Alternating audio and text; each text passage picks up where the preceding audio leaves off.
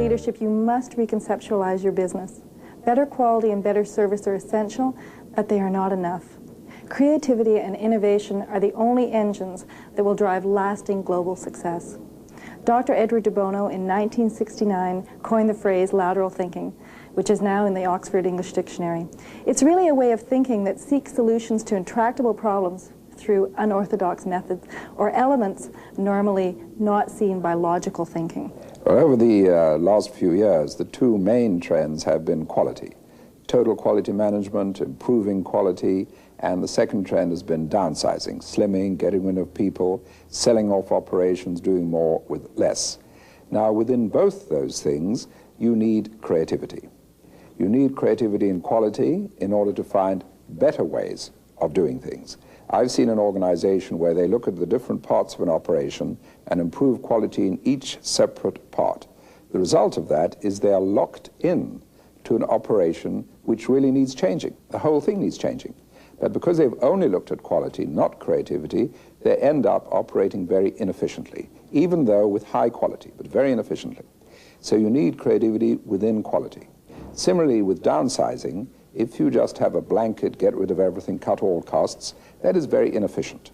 You remove any cushion which allows you to do new things, allows you to do new ventures. You maximize on your existing concepts, and that's very brittle, very dangerous.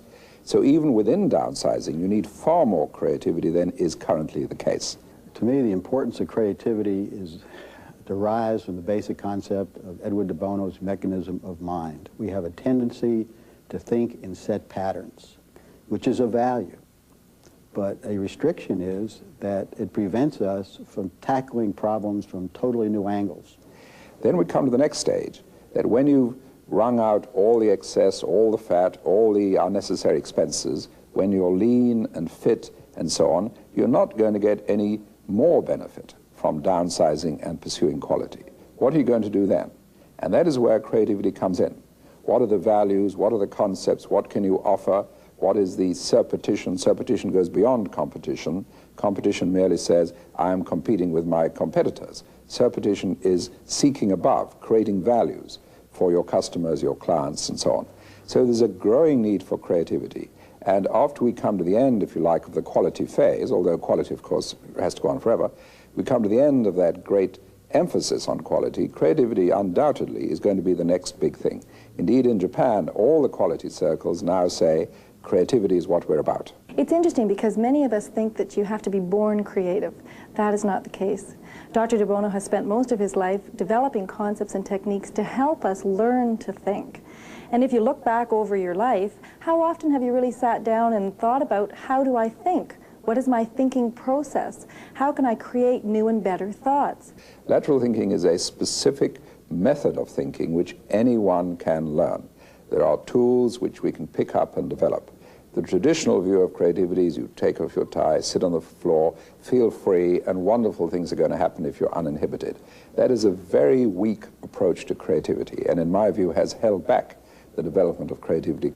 At Merck, our strategy for creative thinking was to bring in Dr. de Bono to meet with our senior management, which resulted in the filtering down of Dr. de Bono's processes into the corporation at other levels of management, specifically resulting in bringing Dr. de Bono into our environment, into the corporate headquarters, to present his techniques to all levels of management.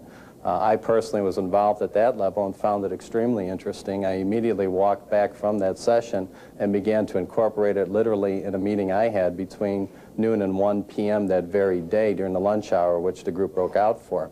The technique was very well accepted by subordinates under myself, who literally put together that day a memo which explained the six-hat process and suggested that we incorporate it into this session that we had at noon. What we have been trying to do over the last 18 months or so is to introduce these concepts as part of a broader education program on changing culture and bringing in creativity. Specifically, one of the early issues and one of the early successes we had was in looking at the issue of car parking at Heathrow, which is a major London airport, which has traditionally been quite an issue for us. And at a session we had with Dr. de Bono, we actually used some of his processes and thinking to come up with a the seed corn of a revolutionary new approach to car parking at an airport. So by applying those creative techniques, we use such things as the provocation approach, which was the opposite of what existed today, and then backtracked into what our problems were. The result of that meeting was a whole new approach to time management, to approaching the workload, the priority issues, the directions, the concepts, everything that Dr. DeBono has been presenting to us in these last few days. As a result of that, we will hopefully have much more productive individuals within the corporation, which in turn will make them a happier family and result in continued success within the industry. So you need to learn these things, which can be learned, can be taught, can be practiced specifically and deliberately. And then you have something with which to build up your creative skill. So we need to move away from this lip service, it's nice to be creative, we're the creative people, which is usually totally untrue, to really a serious investment and commitment to creativity. In 1990, Dr. DeBono launched the International Creative Forum, expanding the creative culture into a global community. This is a unique organization worldwide where major corporations come together twice a year to interact, to learn the techniques of creative thinking, and to apply them to real problems.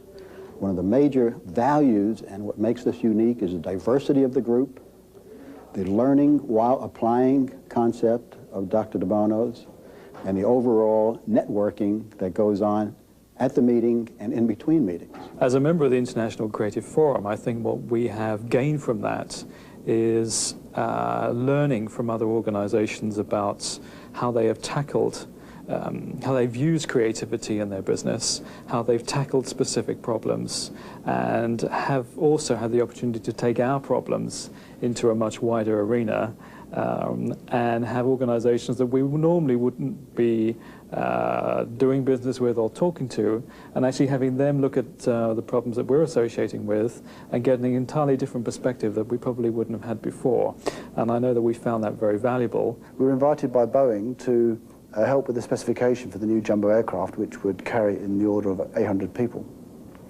And I facilitated a session with British Airways managers for that specification using some fairly standard brainstorming techniques.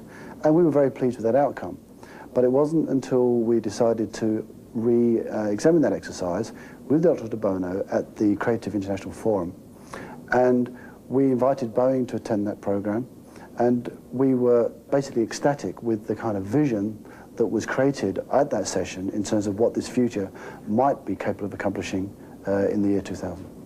We brought the techniques of creative thinking across DuPont. We've had many techniques that we've tried. We benchmarked them all.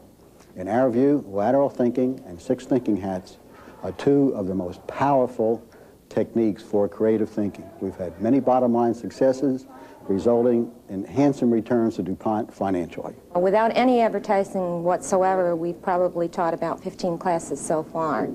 And after I run the next phase through of people to be trained and certified by Dr. DeBono, then we'll go out with an advertising campaign, and I expect it to be a real big hit, really big. It's rather like investing in research and R&D. You cannot guarantee that every time you put a dollar into research you're going to get a result out of it.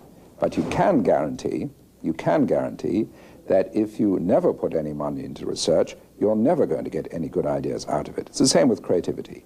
You need to invest in creativity. It's a very cheap investment compared to anything else.